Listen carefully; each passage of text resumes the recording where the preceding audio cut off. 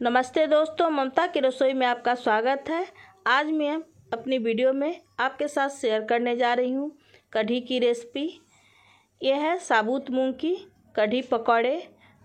बहुत ही टेस्टी और हेल्दी होती है और झटपट बनकर तैयार भी हो जाती है।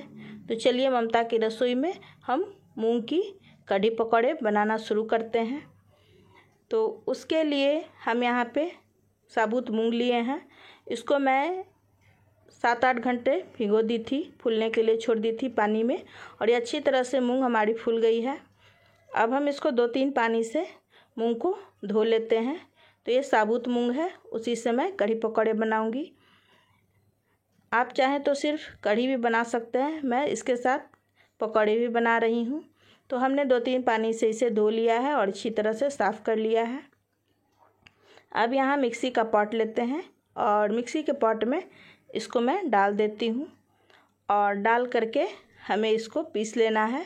तो मैं पानी नहीं डालूँगी, ऐसे ही पीस लूँगी। तो बस हमने 1 चम्मच यहाँ पर पानी डाला था और उसको पीस ली हूँ अच्छी तरह से। आप देख रहे हैं दरदरा मैं पीसी हूँ। अब पीस करके इसे एक बाउल में निकाल ली हूँ। उसके बाद मैं यहाँ पे निकाल लेती हूँ पकौड़े इस तरह से बनाने के लिए। तो मैं थोड़ा सा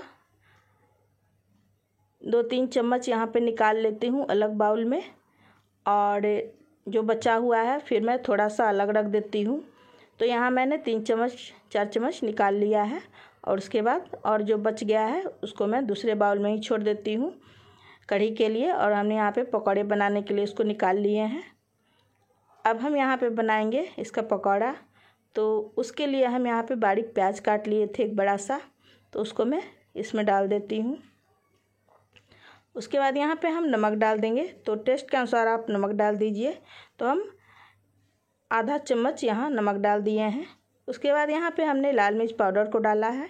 तो छोटी चम्मच हम लाल मिर्च पाउडर को डाले हैं। आप तीखा के अनुसार डालिएगा, जितना तीखा पसंद करते हैं। उसके बाद आधी चम्मच हमने छोटी चम्मच से हल्दी पाउडर को डाल दिया है। और इन सब चीज़ों को डालने के बाद अब हाथों से इसको हम अच्छी तरह से मिक्स कर लेते हैं पकौड़े बनाने के लिए। तो हमने यहाँ पे इसको मिक्स कर लिया है, और इधर गैस पे हमने तेल को गर्म करने के लिए रख दिया, और तेल हमारी अच्छी तरह से गर्म हो गई है। अब इसमें हम पकौड़े को तल लेंगे। तो इस तरह से देखिए, हाथों से इस तरह से छोटे बड़े जो साइज़ का पकौड़े बनाना चाहते हैं उस अनुसार से डालिए। तो हम यहाँ पे मीडियम साइज़ का देख रहे हैं, इस तरह से हाथों से आपको डाल देना है पकौड़े। तो इस तरह से मैं डाल देती हूँ, और डालने के बाद गैस को फिर हम मीडियम टू लो पे रखेंगे और उसको हम तल लेंगे, फ्राई करेंगे। तो देखिए हमने जितने कढ़ाई में आए हैं उतने पकौड़े डाल दिए हैं। उसके बाद इसको मैं फिर पलट लेती हूँ 2 मिनट के बाद। उसके बाद सारे पकौड़े इस तरह से हम पलट लेंगे। तो देखिए एक तरफ से हो गई है अच्छी तरह से।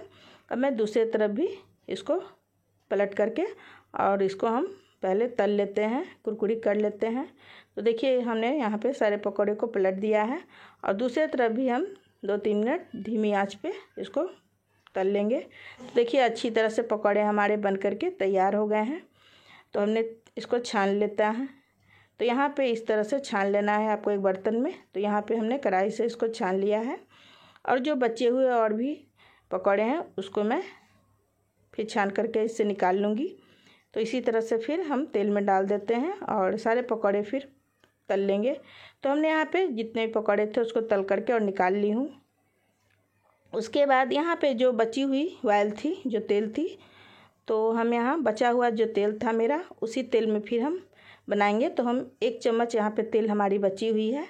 तो फिर से हम गैस को जला देते हैं, और गैस को जलाने के बाद हमने यहाँ पे आधा चम्मच जीरा लिया है, और 1 चुटकी हमने यहाँ पे हींग लिया था, और थोड़ी सी कढ़ी पत्ता है 7-8 पत्ते। तो उसको मैं डाल देती हूँ कढ़ाई में, और डाल करके इसको मैं चटकने के लिए छोड़ दी हूँ। तो ये चटक गई है। उसके बाद 1 टमाटर को हमने बारीक पेस्ट बना लिया था। तो 1 टमाटर को पीस करके मिक्सी में हम पेस्ट बनाकर इसको डाल देते हैं। और टमाटर डालने के बाद अब हम यहाँ पे डालेंगे हल्दी पाउडर। तो यहाँ पे आधा चम्मच हम छोटी चम्मच से हल्दी पाउडर को डाल देते हैं। अब हम यहाँ पे कढ़ी बना रहे हैं, तो आधा छोटी चम्मच हल्दी पाउडर को डाल दिए हैं। उसके बाद यहाँ पे हमने लाल मिर्च पाउडर को भी आधा चम्मच डाल दिया है। उसके बाद यहाँ पे हम नमक डाल देते हैं। तो नमक आप टेस्ट के अनुसार डालिए। क्योंकि पकौड़े में नमक है। अब हम कढ़ी के लिए ही नमक सिर्फ डालेंगे, तो जितना आप कढ़ी बना रहे हैं उतना ही नमक डालिए। तो नमक हमने यहाँ पे डाल दिया, तो सारे मसाले इसमें डाल चुके हैं। अब हम यहाँ पे थोड़ा सा गरम मसाला पाउडर को डाल देते हैं। तो यहाँ पे हम आधा चम्मच गरम मसाला पाउडर को डाल देंगे। तो हमने यहाँ पे आधा चम्मच गरम मसाला पाउडर को डाल दिया है। उसके बाद इन सब मसालों को डालने के बाद हम इनको भून लेते हैं। तो हम थोड़ा सा 1-2 मिनट इसको भून लेंगे धीमी आंच पे। और इधर गैस को हम धीमी कर दिए हैं। अब हम इधर जो थोड़ा सा पकौड़े बनाने के लिए रखे थे और थोड़ा सा का हमने पकौड़े बना लिए थे, और थोड़ा सा कढ़ी के लिए हमने जो बचा लिया था, मूंग को पीस करके रखा था जो, तो उसको मैं पानी डाल करके और इस तरह से घोल तैयार कर लेते हैं। तो यहाँ पे देखिए हमने यहाँ पे पानी डाला है।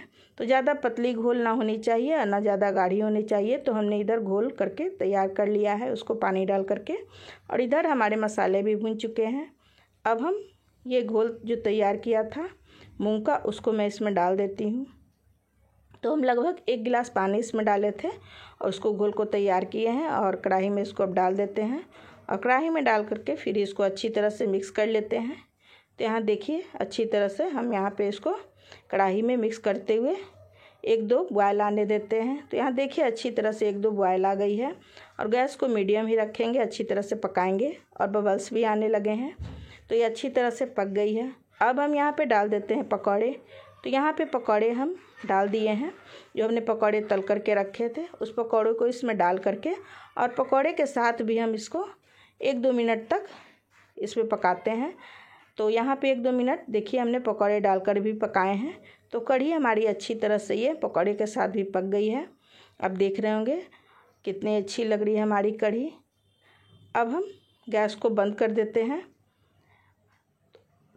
तो हमने यहाँ पे गैस बंद कर दिया है। तो हमारी मूंग की कढ़ी पकौड़े बन करके बिल्कुल तैयार हो गए हैं। आप देख रहे होंगे कितनी अच्छी लग रही है। पकौड़े के साथ तो मत पूछिए, इसका खाने का मज़ा दुगना हो जाता है। आप इस मूंग की कढ़ी पकौड़े को चावल, रोटी, किसी भी चीज़ के साथ खाइए, बहुत ही पसंद आएगी। तो अगर हमारा मूंग की कढ़ी पकौड़े बनाने का तरीका आपको पसंद आया हो तो मेरे चैनल को सब्सक्राइब कीजिए, लाइक कीजिए, कमेंट कीजिए। फिर मिलते हैं नेक्स्ट वीडियो में। तब तक के लिए बाय फ्रेंड्स।